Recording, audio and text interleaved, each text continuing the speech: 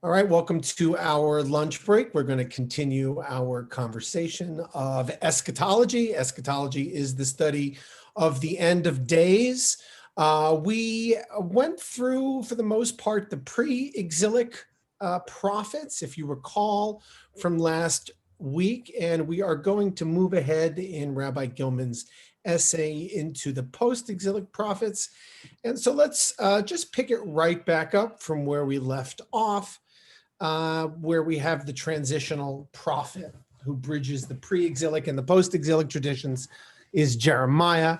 Jeremiah prophesied in the years immediately before and after the destruction of Jerusalem and the first temple in 586 BCE. And he witnessed the destruction and went into exile with his people. In Jeremiah's day, his predecessor's vision, this is the pre-exilic vision that we discussed last week of God's day of judgment, assumed a vivid and imminent reality. Here, what was prophesied was right there in the form of a Babylonian army that was literally at the gates of Jerusalem. Jeremiah also understood the trial to come as God's inescapable purging of the nation from its sins. But again, despite the gloom that pervades much of the book, Jeremiah's vision of consolation and return are, as he says here, among the most poignant in all of prophetic literature. The streets of Jerusalem will once again resound with the sounds of marriage and celebration. Jeremiah 31 talks about the prophecy of the return and redemption and envisions the reestablishment of the covenant. However, this time it will be placed in their innermost being and inscribed in their hearts so that it will never again be dissolved.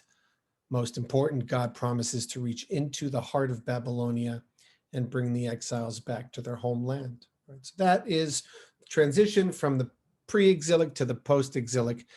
And so after the destruction of Jerusalem, we have the exile, and that totally transformed the national dimension of Jewish eschatology, as Rabbi Gilman notes. It's going to change, as we talked last week, how we perceive about the need to offload our sense of right and wrong or why bad things happen to good people, making sense of all that, especially living in a difficult time. We try to imagine that in one of the ideas is an eschatology can grow out of those periods, people's need to find justice in a realm when it cannot be found here.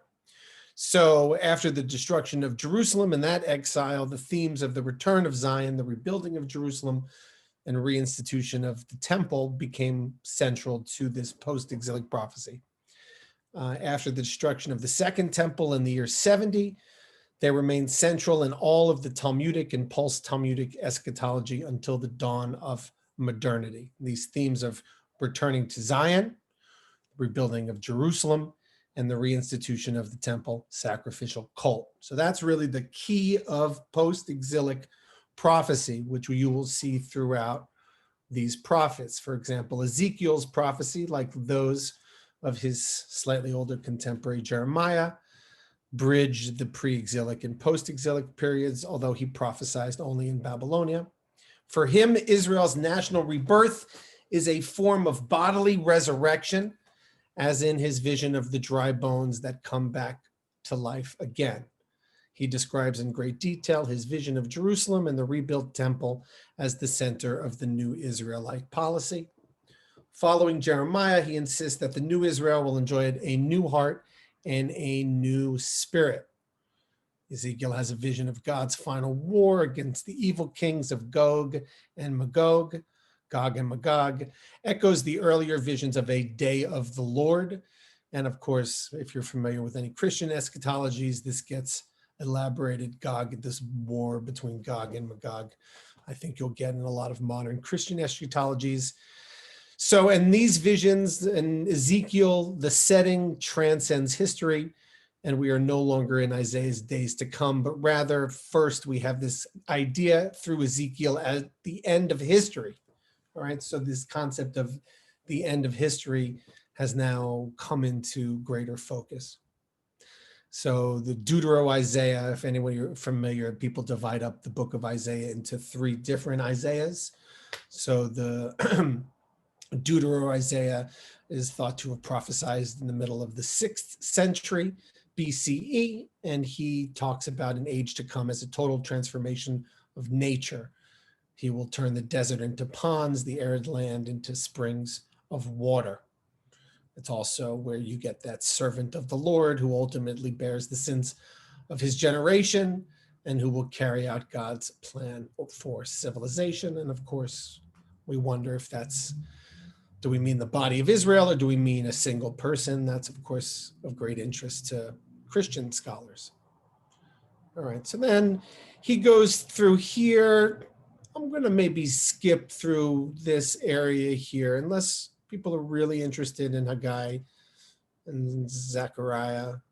Do we want to get into that, or we want to get into some of the good meaty stuff here, or are people really enjoying this sort of trip through scholarship here? But it's interesting, but he really gets to a good question here, which is to the destiny of an individual. So I think maybe I'll move ahead there for a little bit, unless anybody has any questions. I guess the key that we understand is between the pre-exilic and the post-exilic is that after the exile, this notion gets transposed into the end of time, I guess, as the reality of returning to Jerusalem becomes less real, if you will.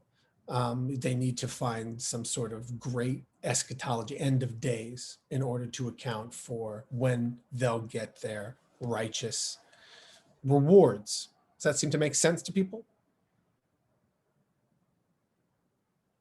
All right, so then we go on here. So let's go to the destiny of the individual. So it's only at the very end. This is where we're going to come. Oh, sorry, I have to reshare it with you. This is where we're going to come to Hanukkah. And I'm actually feeling it's perfect timing to discuss a little bit about the Maccabees and Hanukkah. So it's only at the very end of the biblical period that right? What have I been talking about so far? I've been talking about, are we going to reestablish the temple, the sacrificial cult? We're talking about this day of the Lord.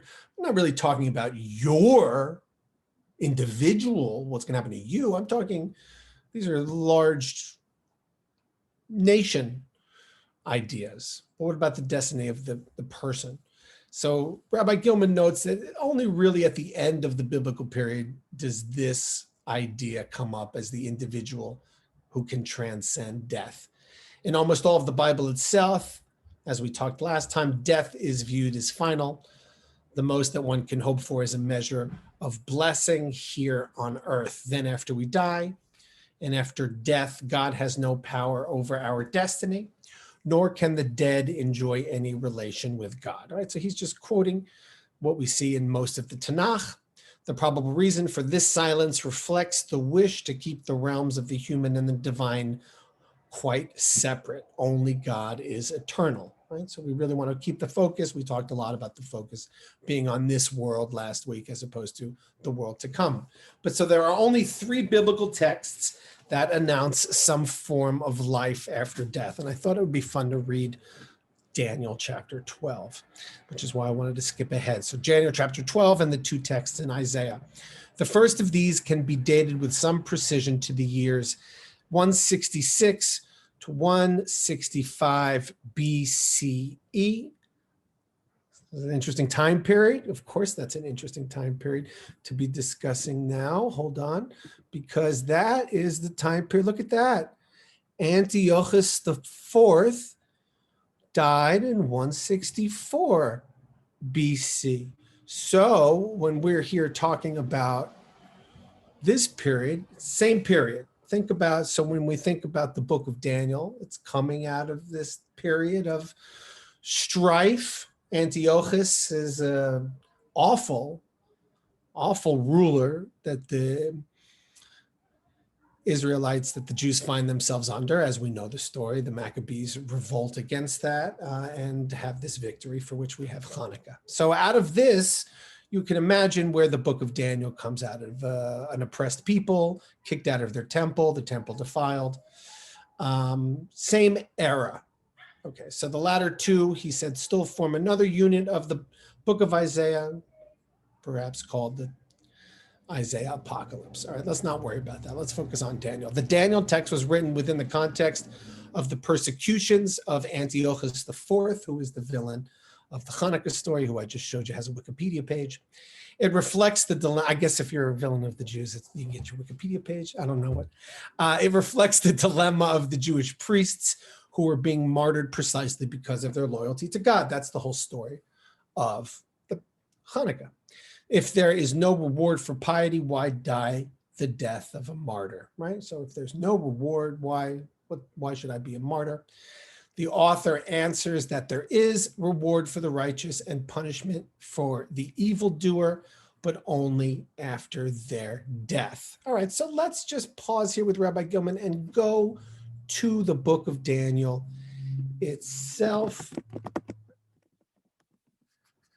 and go to chapter 12. And let's read it, because this is really where you're going to find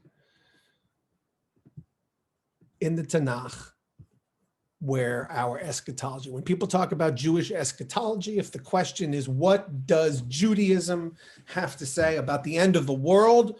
The clearest place for this is found right here in the book of Daniel, chapter 12. At that time, uva et hahi, at that time, the great prince Michael, who stands beside the sons of your people, will appear.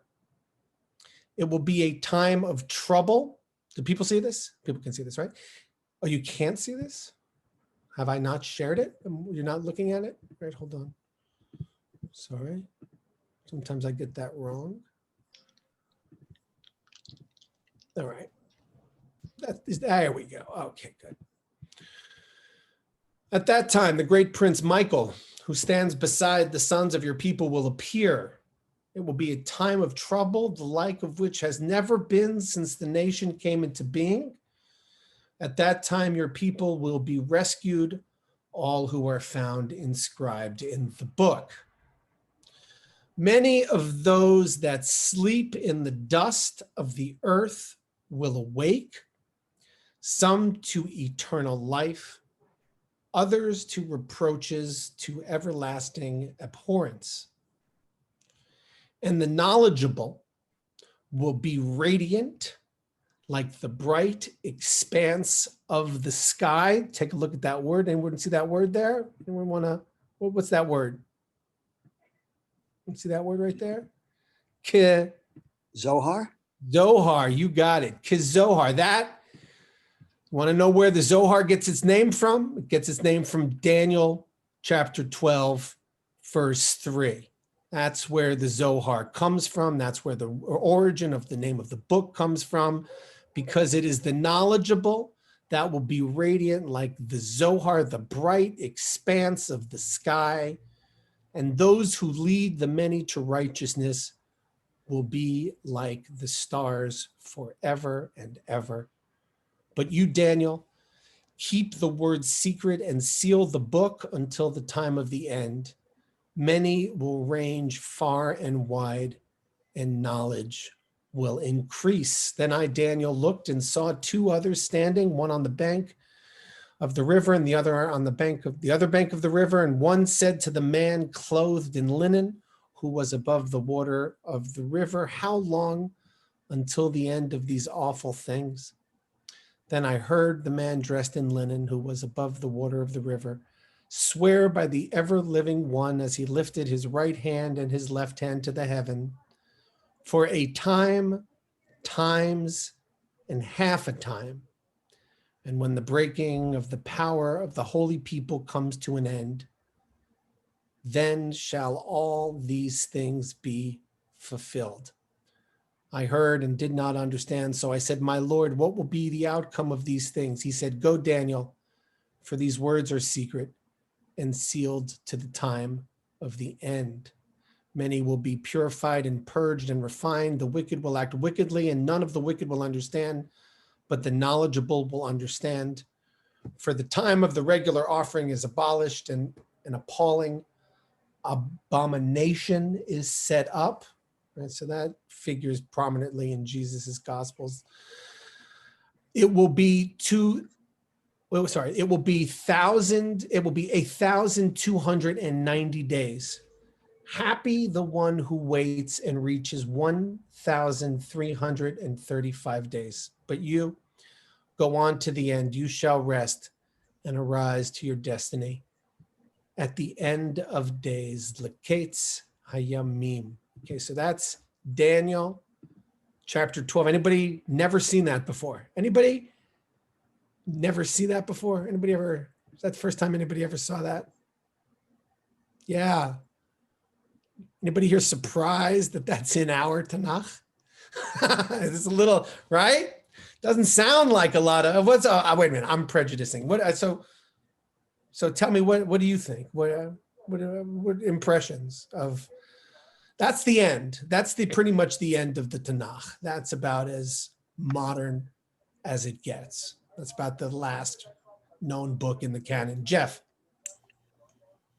Dan, I'm sorry, it went by a little fast. What word are they using? Michael, the great prince of your people. Which word are they using for prince? Let me go take a look. I assume it's Nasi, but yeah, I'm wondering if it's Nasi or if it just gets customarily. I know it gets translated. It's Sar.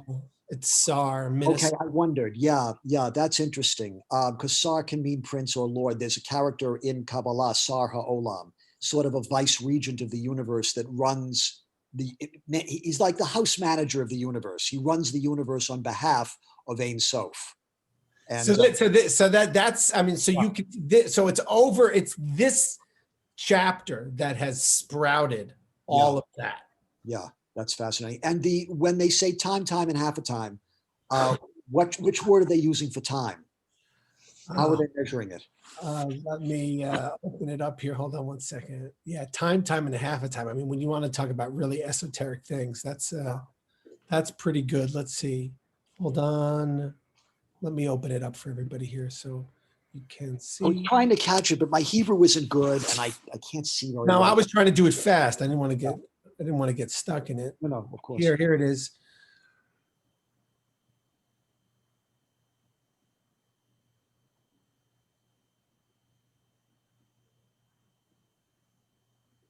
Okay. Ve'eshma et ha'ish. The man, he was wearing his linen. Okay. And he was on the top of the river. He swore by the ever, okay, El Hashamayim. Bechai ha'olam, and he made a vow in the name Ki limoed moadim, Eid moad, vechetzi moed, u chechalot nafetz yad am kodesh. So moed, and like chol hamoed, a period of time, designated period of time is the terms that they use. But I mean, that requires a poet to interpret that.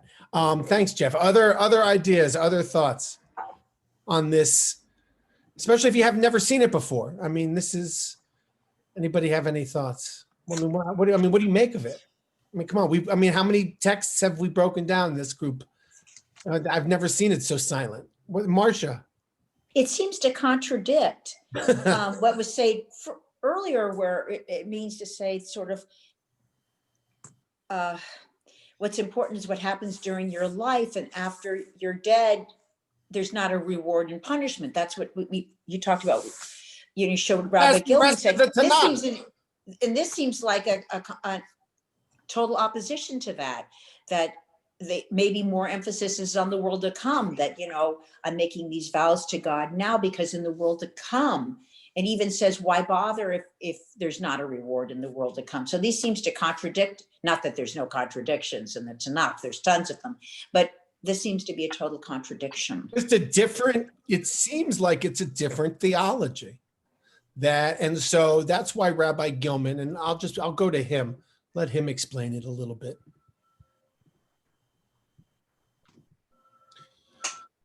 Okay, so the Daniel text was written within the context of the persecutions of Antiochus. It reflects the dilemma of the Jewish priests who were being martyred precisely because of their loyalty. Okay, why die the death of a martyr? The author answers that there is a reward for the righteous and punishment for the evildoer, but only after their death. Therefore, many of those that sleep in the dust of the earth will awake, some to eternal life, other to reproaches, to everlasting abhorrence. The reference here is clearly to bodily resurrection. This is Gilman. Of the two Isaiah texts, the more interesting is Isaiah 25:8. God will destroy death forever. This presages the later tradition's claim that at the end, not only will death be resurrected, but also death itself will die. We talked about that a little bit last week in the story of the Chad Gadja story, where God comes in and slays the angel of death at the end. Not reflected in the Bible itself, but of central importance in the later tradition is the Greek notion that human beings are a composite of two substances, a material body and a spiritual soul. And that what never dies is the human soul.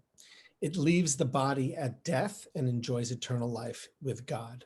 In time, Gilman writes, the two doctrines of bodily resurrection and spiritual immortality were conflated. The body disintegrates at death, the soul remains with God.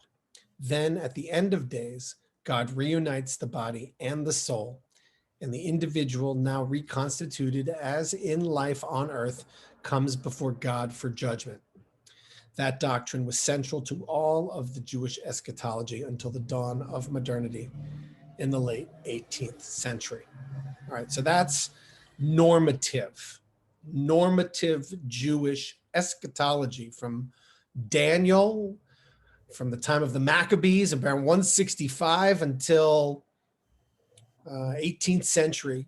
Enlightenment was at the end of days, you will be reconstituted, your immortal soul will be reconstituted with your physical body and resurrected at the end of days to then stand before the judgment that Daniel describes. Ellen? Well, this is a nitpicky question, but I think what it says we know is true. The body disintegrates. So how is it that this soul is going to be reconnected with your body? And is it your body at the time you died, or? You want me to answer that one? Yeah. Well, you even Gilman. Well, that's what Gilman said in the video clip that we watched last week. Gilman said he was like, well, can I come back with my second wife and not my first wife, or can I come back, after I lost a lot of weight, so he got those questions all the time. And he never had any good I can't answer the how question, Ellen. That's a question I don't even know how to approach. Sandra. Are there any mentions of the belief that human beings will come back in another form? Like in another religion, in an Indian religion, you come back as maybe an insect or someone else, another form. Anything like that? He does not seem to indicate this idea of reincarnation is not something that appears in the work that I studied with Rabbi Gilman. Let me limit it that way. Let me just limit it appropriately, because perhaps there is other sources of it that I'm not aware of. Judah. Just a couple thoughts about, the whole thing about why do bad things happen to good people. And, there's so many teachings that the reward for a mitzvah. So if you're a good person and you're not getting rewarded, well, the reward is in Haba Olam. So, I think that's a pretty basic teaching in Judaism. Absolutely. Since the time of Daniel. That's right. And also, I saw this, I was in a Zoom with this Orthodox rabbi, and I just found it kind of amusing. He was talking about Shloshim, and he was talking about from the moment of death until 30 days, where the soul is. First it's above the head, and then it's at the top of the room, and then, the variations over 30 days. And of course I just felt like saying, how do you know? You know, and it's like, and I just thought also that it was amusing that, I mean, they were talking about earthly time. Well, you There, know, I mean, there are systems, and I think everybody does it. I think everybody creates a system based upon whatever branch of knowledge they're most interested in. You know, and so for them, you know, for the mystics, they found a way to create this very lovely, beautiful, esoteric system for how the universe operates, and they find a lot of meaning in that. And I think other people create these lovely Byzantine, you know, judicial opinions that they find a lot of meaning in. And I think people just construct these systems. But I think that's why the 10 Commandments are so important. The second commandment is, you know, don't worship anything that you created yourself. Don't create a system and worship that system.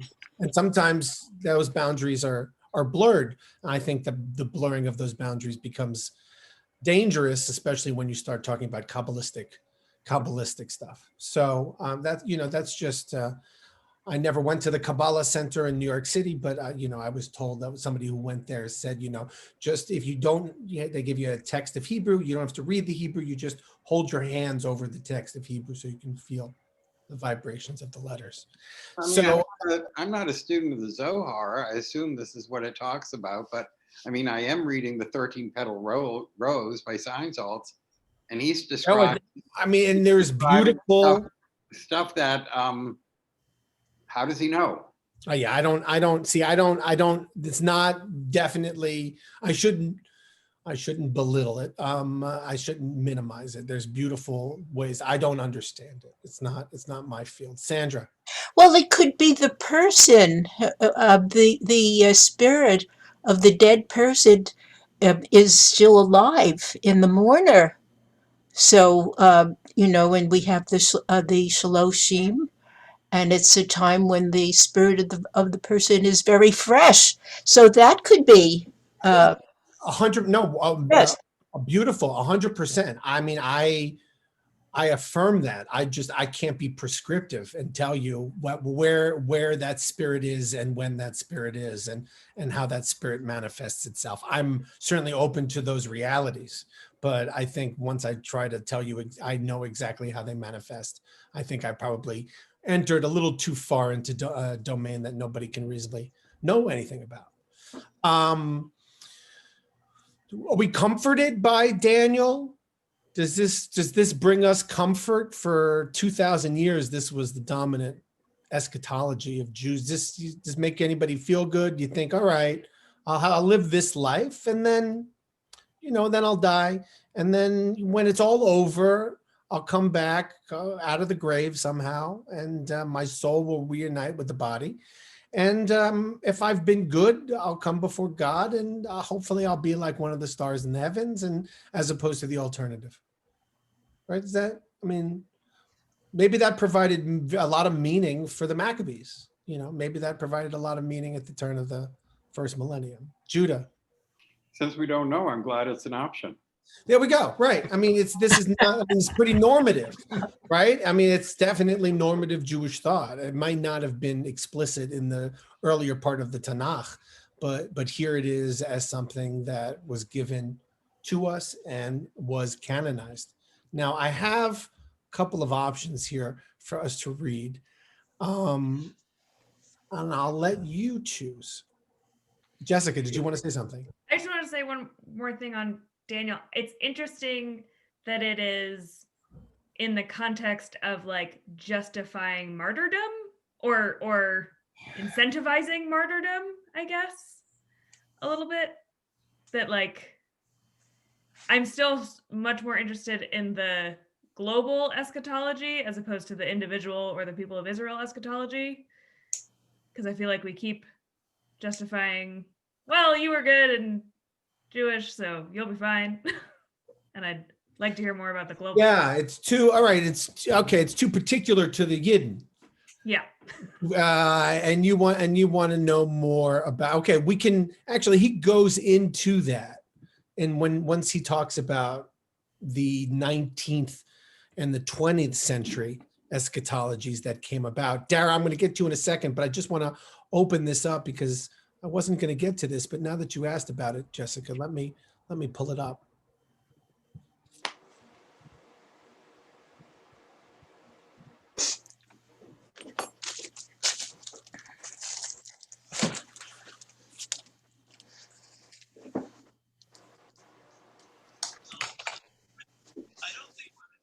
All right, so in the later tradition, 3 dimensions of Jewish eschatology, the universal, the national, and the individual undergoes significant transformation.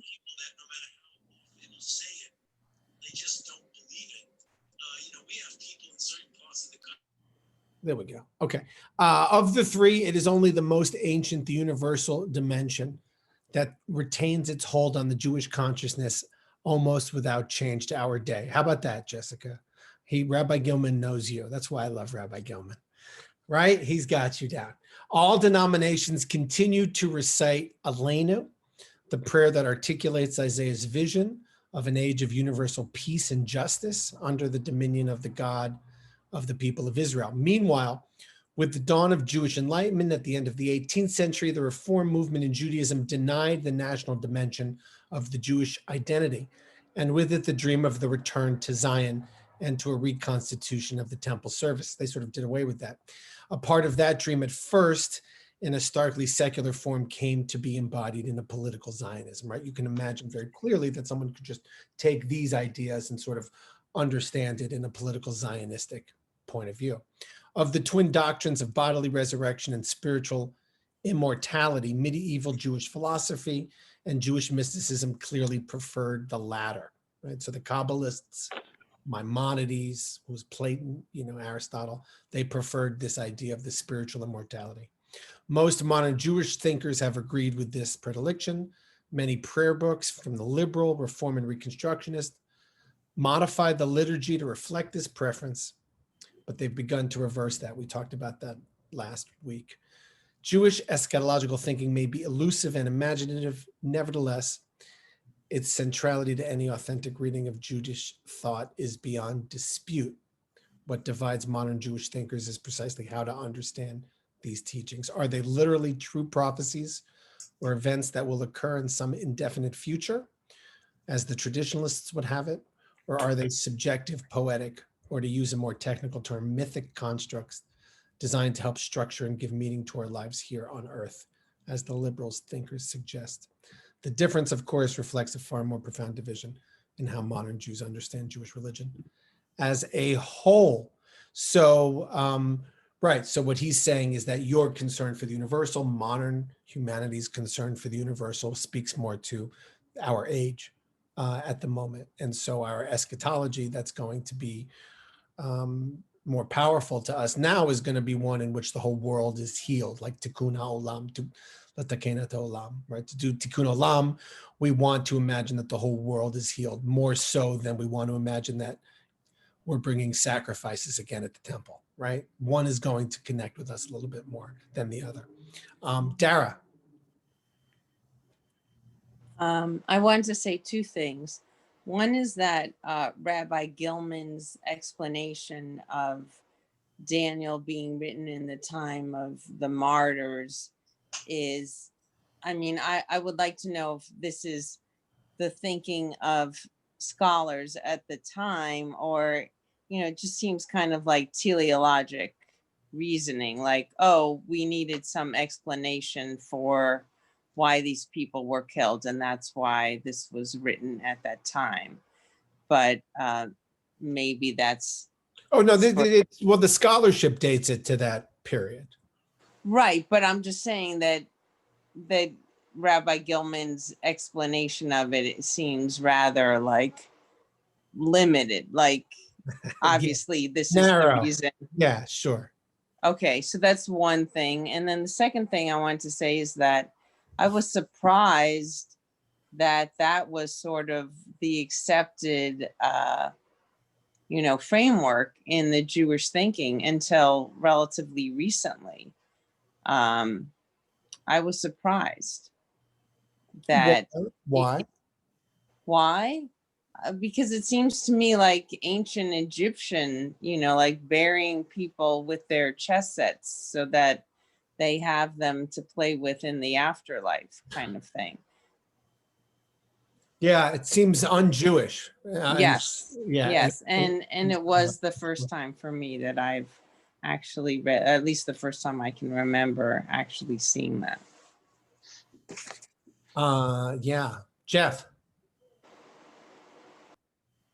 Rabbi, is this your position that the pre-exilic Jews, the ancient Israelites, they had no conceptualization of an afterlife? Because that's controversial, and I have an opinion. That's Gilman's take is from the scholarship here is that for the most part, the Tanakh, based upon its scholarship, the ideas of immortal soul or a life that is beyond death is not really found until the book of Daniel. I mean, I know, well, when he was It's the Witch of Endor. There are a few scattered experiences around the Tanakh that have some supernatural valence, but you really, for the most part, death is final until you get towards the later books. Yeah.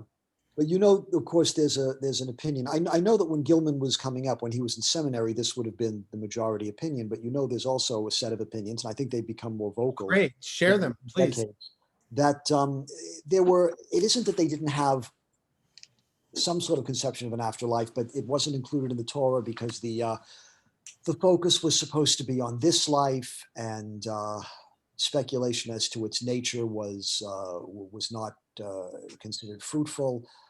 I find it impossible to believe they didn't have some sort of conception of an afterlife. They were surrounded on all sides by ancient Near Eastern cultures that had sometimes complex ideas concerning an afterlife.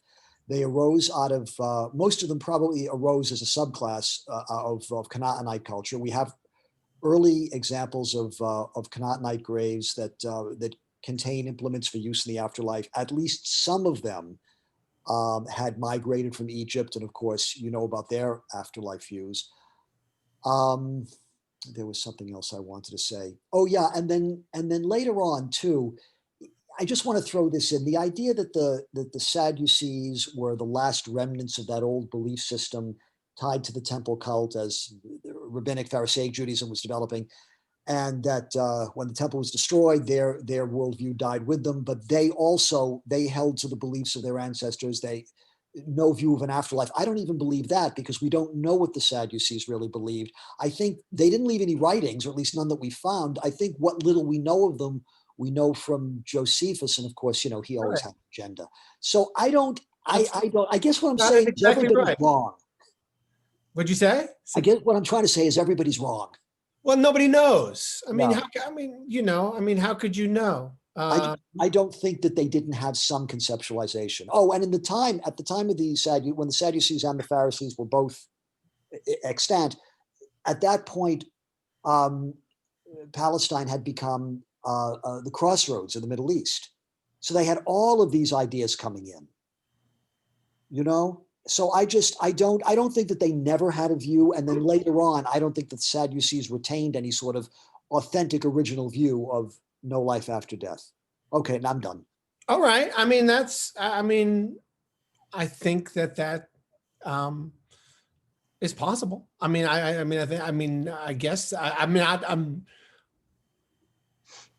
Yes, Sandra. Well, do we know more about Daniel's life and what he could be projecting? I don't really know too much more than what you read. From your knowledge, what do you think?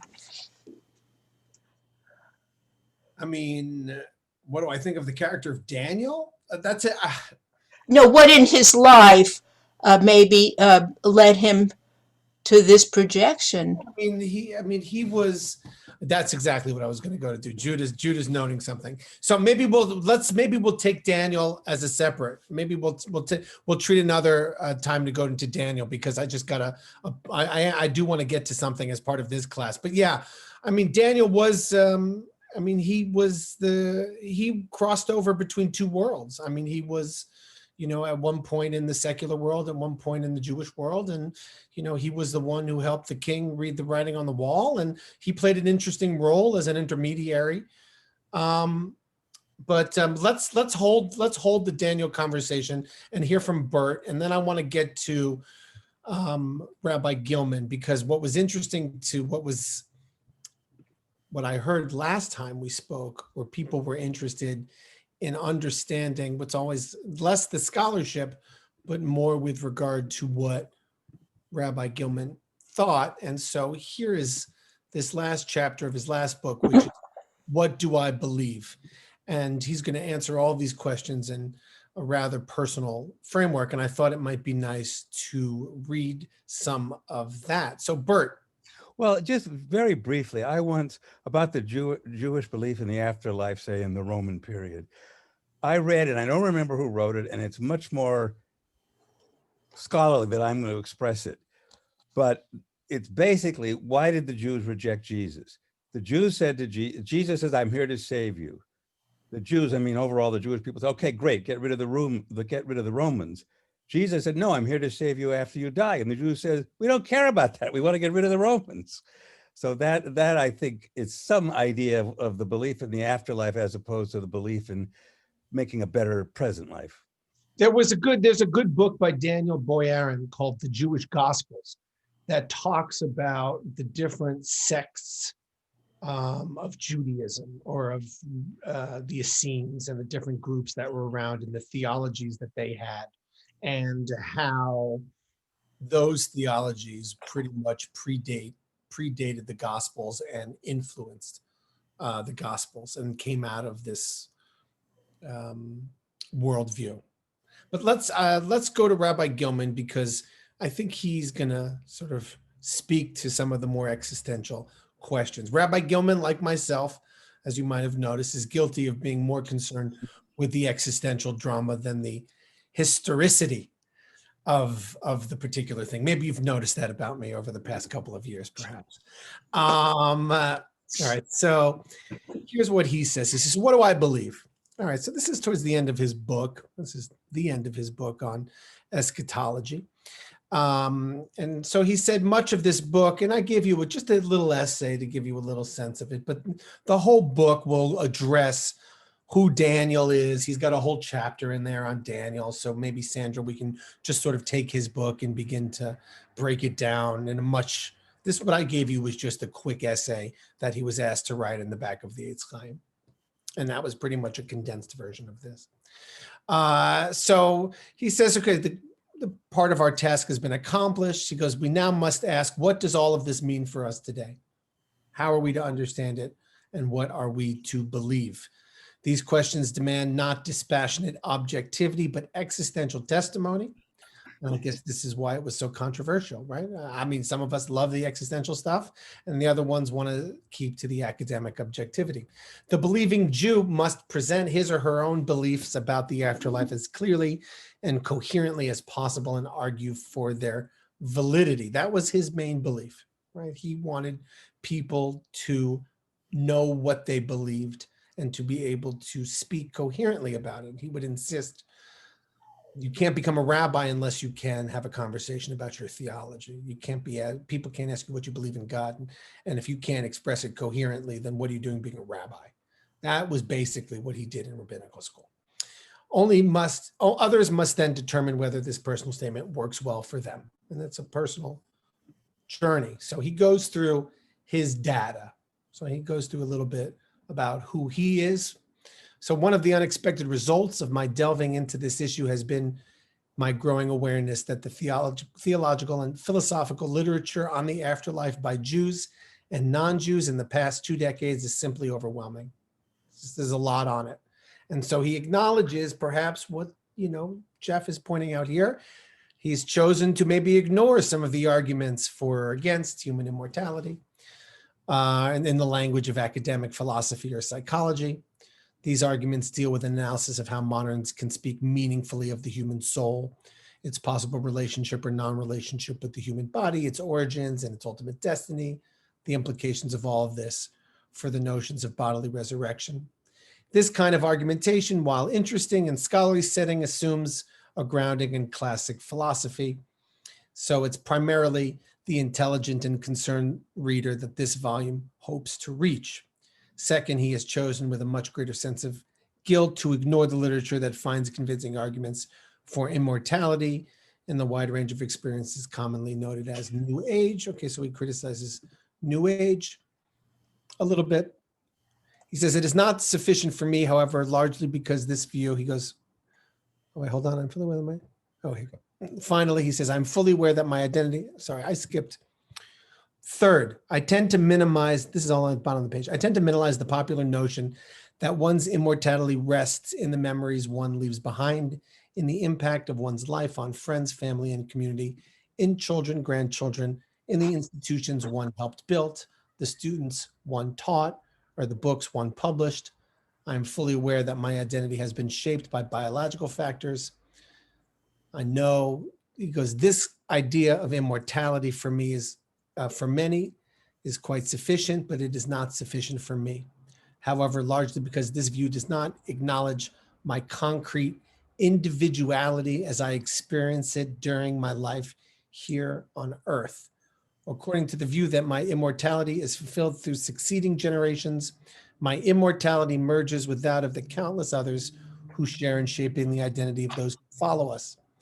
Judaism, on the other hand, provides me with a doctrine of the afterlife that affirms that despite the influence on me of countless others, I remain a totally distinct and individualized human being. It is precisely this individualized existence that is most precious to God and that God will preserve for eternity. We shall quote below the claim of the Mishnah that though we are all shaped in the image of the single person that God created at the outset, each of us is different from the other. Each of us can say, for my sake was the world created. When an individual person dies, he or she dies, there will never be another precisely like him. So the burning question remains, is the death the final word on the destiny of the individual? Judaism argues that it is not, and I agree. Okay, so let's just pause here on his existential approach. What do we think of it? It's a lot. There's a lot of Rabbi Gilman there. He just shared a lot with us. What do we think?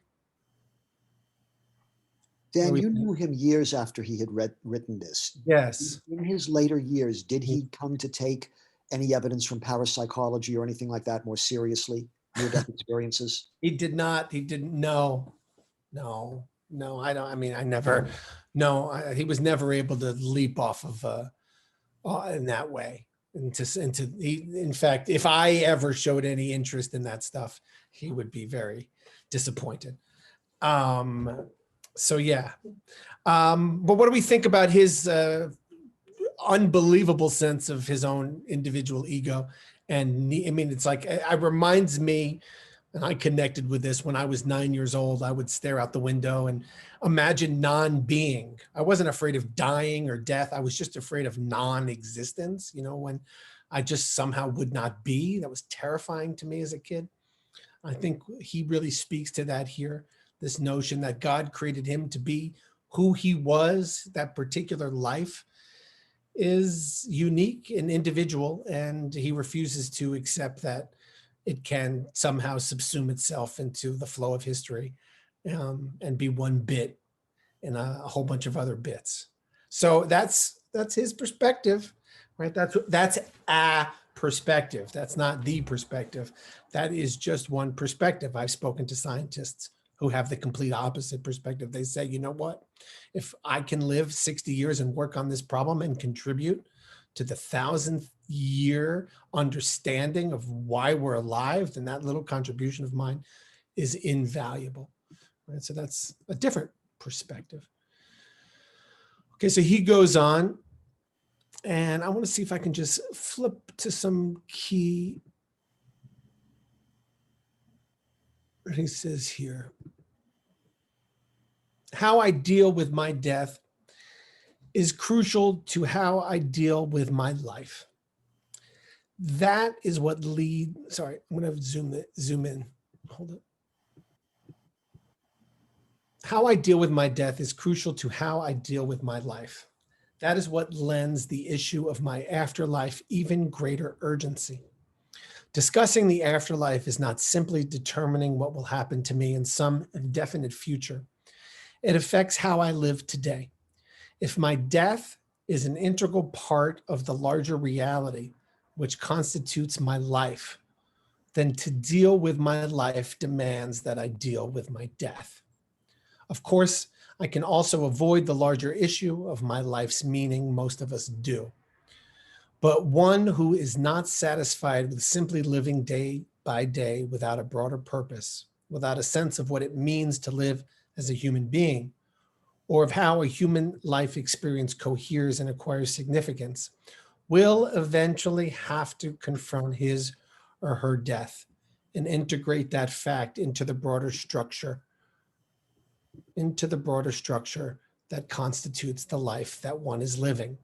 No more than any other human being do I know what will happen to me after I die, but what I believe will happen to me after I die affects how I lead my life today. This is why the issue of my afterlife presses upon me now. Anybody disagree? Anybody disagree with that sentiment? I mean, I really don't think I make decisions from the perspective of what happens to me after I die. I mean, I don't really feel, I don't know if I agree with him. I guess that's why I'm asking. I don't really know if I feel like when I'm making my day-to-day decisions, I'm not really contemplating immortality. I'm just contemplating sort of bringing the Kedusha into this day or into this moment. Marcia. I know this may sound incredibly simple-minded, but why on earth would I bother doing tshuva and being concerned about Yom Kippur as being a very pivotal part of my year if I don't feel that what happens to me during my lifetime is preeminent, and that really what I'm doing on this earth is for some afterlife, or because I'm concerned about my afterlife. It seems to me those are, I don't know, they just don't mesh well together for me.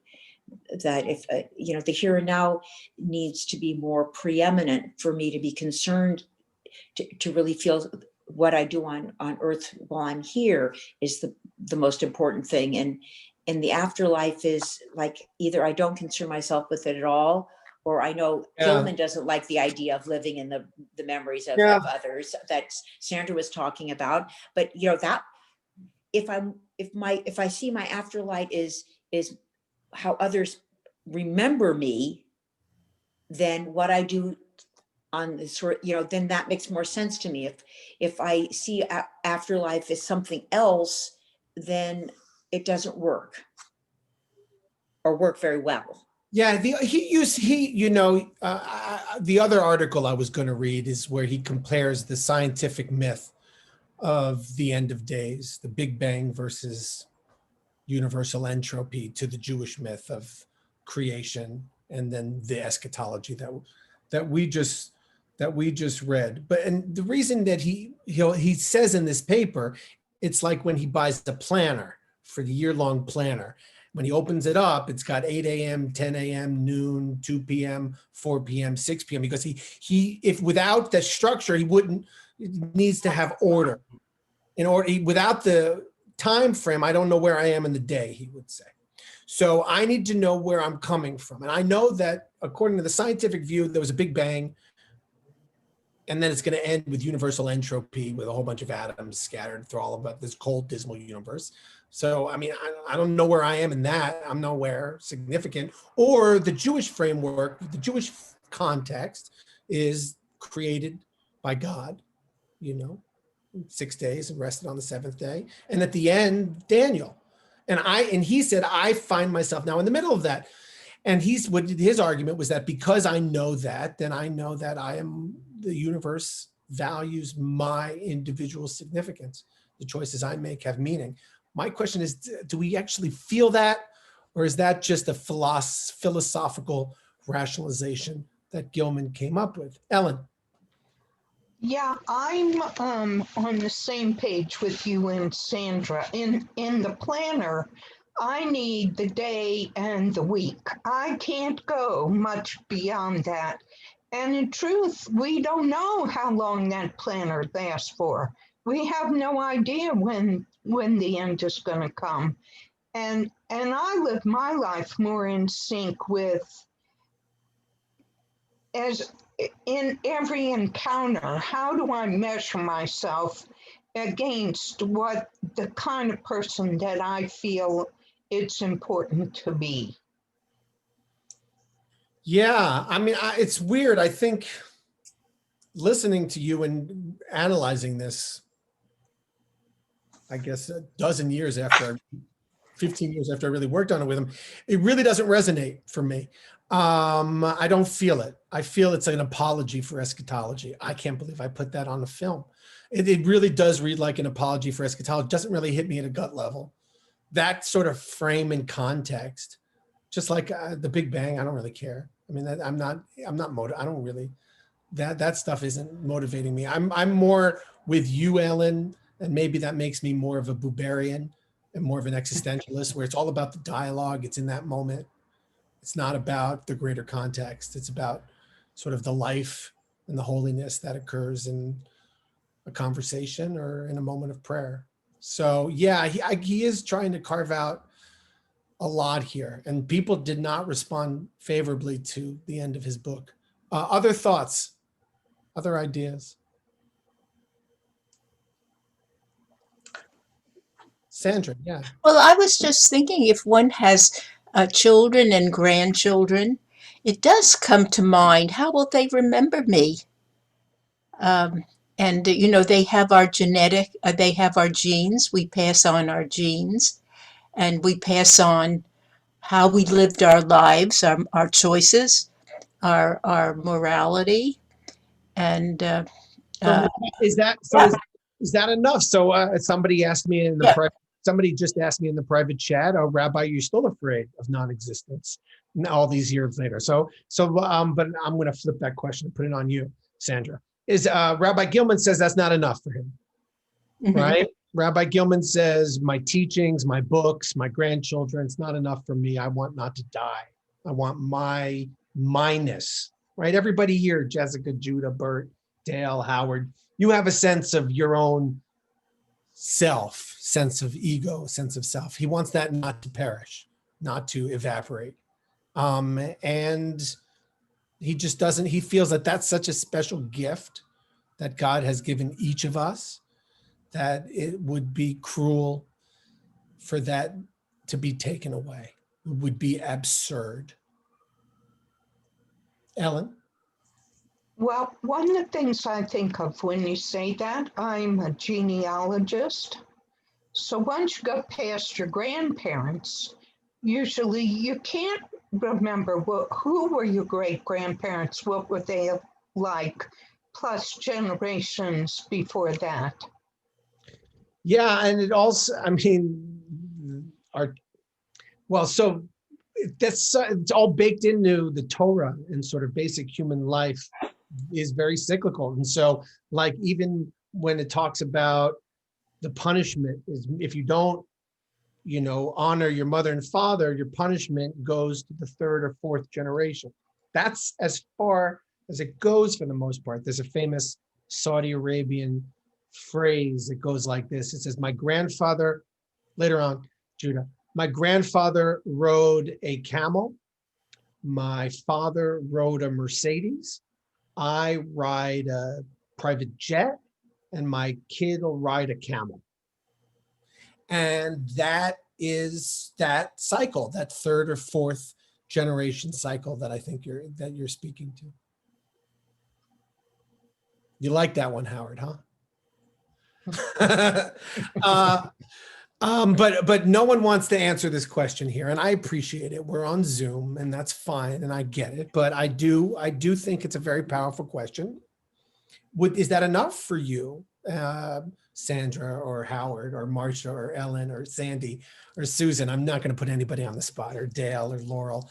Is that enough for you, or do you find Gilman's sort of grasping? I don't mean that in a negative way, but his grasping at this sense a meaningful search as a rabbi or as a Jew, or is it fruitless? Dara. I understand his wish, and I think we all share that wish. And just like you were describing, you're imagining yourself not existing when you were a child and that filling you with dread. I mean, I think we all feel that way, or I imagine that we do. And I think also it's impossible to imagine ourselves not existing, because in order to imagine that, we're using our own powers that by definition are part of our existence. I mean, it's impossible.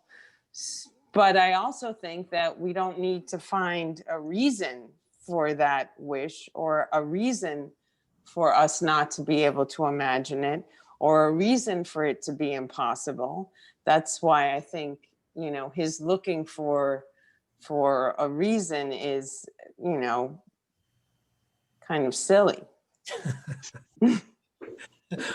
Well, he's an academician, so don't forget that he's a rabbi / academician. So here how he, what's a little after 1. So let's conclude with how he concludes here. So after going through all of this, he gets it, Dara. So he says, I get it. He says, I get it. He says, but I am also a product of modernity, a child of the Enlightenment. I pride myself on being a rational being. He gets it. On using my critical faculties and on appreciating the value of scientific method. That part of me makes it difficult to ignore the raised eyebrows, the charges of denial, or wishful or mushy thinking, or lacking the courage to confront my death with equanimity that confront me whenever I speak of my hope for the hereafter. I acknowledge my vulnerability to those criticisms because I can identify with them, because I see them within myself. I understand where they come from. But at those moments, I cling by my fingernails to the realization that my rational self is not the whole of me, that there are dimensions of my experience that elude the critical temper, that the world remains for me a realm of enchantment. I do science, but I also appreciate poetry. I work, but I also play. I then seize that tiny window of opportunity, that sliver of openness that takes me to beyond criticism to a new level of understanding. I re-enchant the world, or to use a term, I enter the stage of second or willed naivete. Second naivete is not the naivete of a child, not the primordial state of innocence that we enjoy when we first confront the world into which we are born. It is rather a naivete that fully acknowledges the indispensability of critical thinking, but resists its imperialism. There you go. There's Rabbi Gilman in one sentence. It is rather a naivete that fully acknowledges the indispensability of critical thinking, but resists its imperialism. It is permeated with self-awareness with a rueful mix of nostalgia and sophistication. It is both regressive in that it takes me back to a prior stage of awareness, and aggressive in that it impels me beyond science and rationality. Something has been lost, irredeemably lost, you recall, Paul Ricoeur concedes, immediacy of belief. But if we can no longer live the great symbolisms of the sacred in accordance with the original belief, we modern men aim at a second naivete in and through criticism, and then we can hear again. So my second naivete takes me in and through criticism. It does not ignore, deny, or sidestep my critical faculties. It acknowledges their legitimacy, even their power, and it takes me beyond their reach. It is what makes it possible for me to hope that my life here on earth is not my entire destiny. That kind of hope takes me beyond the conclusions of my rational self. It refuses to surrender to the charges of denial and wishful thinking. It comes from some other dimension of my being, from that intuitive sense that I form a part of a broader order of existence that lends my life coherence. Or to use another terminology, I then reclaim my myth, precisely as myth, perhaps broken, but still very much alive, and I revel in its power. At that moment, I recite the Gvurot, benediction of the Amidah, and praise the goodness and the majesty of God who gives life to the dead. Okay, how about that?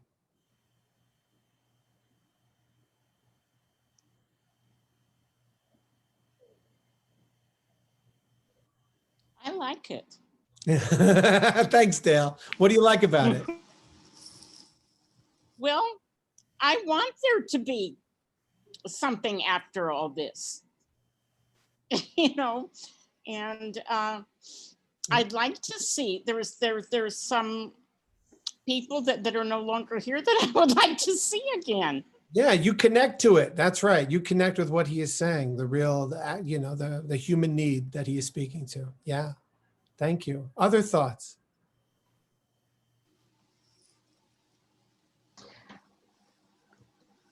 Dara?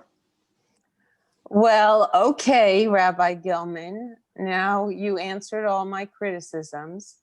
But he didn't give you anything. No. I think most of us want to believe this. I want to believe this. I think, as I said, it seems to me virtually impossible to using your faculty while using your faculties to imagine the absence of those very faculties. And so I think all of us sort of want to believe this. What I thought was quote unquote silly was, reaching for, sort of hard and fast tenets to justify it. But I would say that especially with the very self-conscious explanation that you just read to us, that it makes a lot of sense that he hopes for that. And I think many of us would agree that we hope for that too. Yeah. Ellen?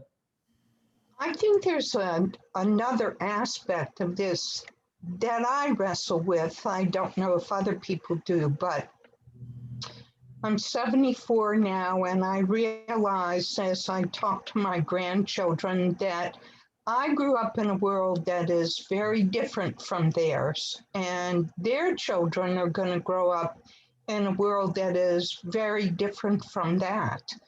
And if I have to grapple with this idea of eternal life, it boggles my mind to think of how all of those pictures fit together at one time.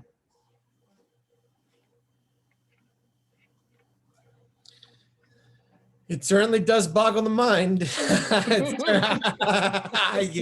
Bert. Hold on, I gotta unmute you, Bert. There you go. I have a rather simplistic and probably primitive view, formed recently, as will be obvious as I speak on. And my idea is that I'll be back with Sandra, and we'll both be 25 years old again, and we'll be having the same life we had when we were first married. And at minimum, I'll be buried next to her. So whatever I am, anyway, that's my current view of the afterlife, the view of an old man who's lost a wife of 52 years. Yeah. Thank you, Bert. Sure. Thank you for sharing. Alana, did you want to share? Do you want to share? Do you want to say something? No, Alana's right here. She's listening. She believes, we're talking about living forever and remembering memories of those who are passed away and their influence. Sandy Edwards. Yeah. What did you want to say? What Bert made me think about was my friend was out at the cemetery where we have a lot of people we know out there. And she visited Bruce's stone, and Gary's wife, Pat, and Rabbi Lou, and she was there for Jane Kahn. And all these people are out there, and they unite us, those who are left, through their memories. I'm not sure how that changes the way I live my life, but I've thought about what I want my legacy to be. And I've also thought about the effect when Bruce died of his life on mine, and how what was taken away and what still remains.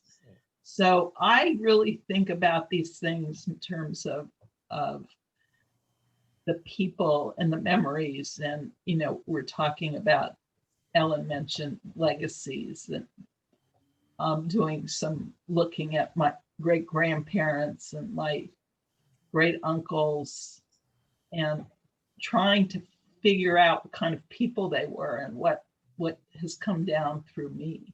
So those are just my thoughts. They're not as So you would tell that you'd say, Neil, that's wishful thinking. Yeah. You would say, Neil, that's wishful thinking, right? You've got your books, you've got your grandchildren, grow up a little bit. Well, I'm not sure I would be that blunt, but you're embodying his legacy. I mean, you're bringing it to us. That's right. Amen. Absolutely. That's right. It just would have been insufficient for him.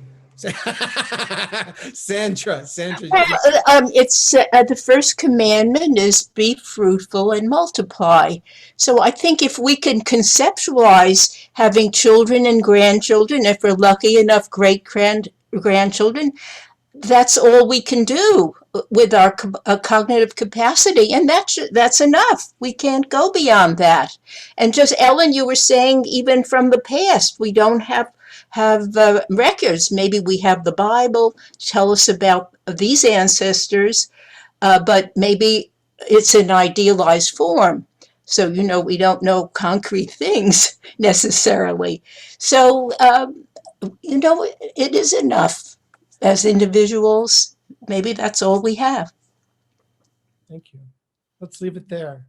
That's beautiful. Thank you, Sandy. Thank you, Sandra. I think that's a beautiful place to leave it. Thank you all. I know these conversations are really odd to have over Zoom. So kol hakavod to all of you for sticking with conversations that are really challenging to have in person and continuing to have them. Next week, we're going to talk about Hanukkah. We're going to do a little Hanukkah next week, and that should continue off of some of the previous themes that we have been talking about. Let me just stop the recording right there.